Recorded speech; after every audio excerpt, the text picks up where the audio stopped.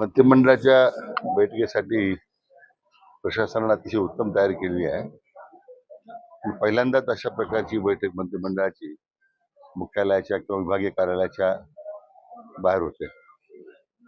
लोकांमध्ये उत्सुकता आहे आणि निश्चितच उद्याचा अजेंडा जिल्ह्याच्या विकासाकरता त्यामध्ये जे निर्णय होतील ते आपल्याला कळतीलच. परंतु आज 2 दिवस झाले हवामान खात्याने जे पावसाचा अंदाज वर्तवलेला आहे, काही ठिकाणी गारा सुद्धा आज पडलेल्या आहे.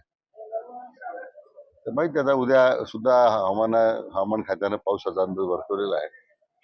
तर मला वाटतं मंत्रिमंडळाची बैठक निश्चितपणे व्यवस्थितपणे पार पडेल अशी मला अपेक्षा आहे. चंद्रशेखर बावनकुळे म्हणले ते काँग्रेस फोडा आणि रिकामी करा. तुम्ही कसं बघताय सगळे वगैरे काँग्रेसमध्ये नेते इकडे घेण्याचं त्यांचा विचार? नाही, प्रदेशाध्यक्षांची भूमिका आहे तीच आमची भूमिका आहे. तर आमची वेगळी भूमिका असते कारण नाही. काँग्रेसमध्ये नेत्यांचं सगळ्यांचं स्वागत कराल ते नाही, काँग्रेसमध्ये फार कोणी शिल्लक राहिलेलं नाहीये. त्यांचे काही थोडेफार असतील त्या संदर्भात निर्णय प्रदेशाध्यक्ष घेतील. निधी वाटपावरून जबाबदारी आहे का एखाद्या नेत्याची?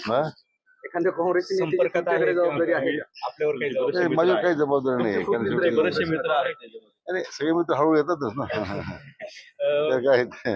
निधी वाटपावरून कुठेतरी पुन्हा एकदा नाराजीचं सूर बघायला मिळतोय. आज पुन्हा शिरसाटांनी नाराजी व्यक्त केली आहे की जे त्यांच्या खात्यात ते पैसे वळवले लाडकी बहीण.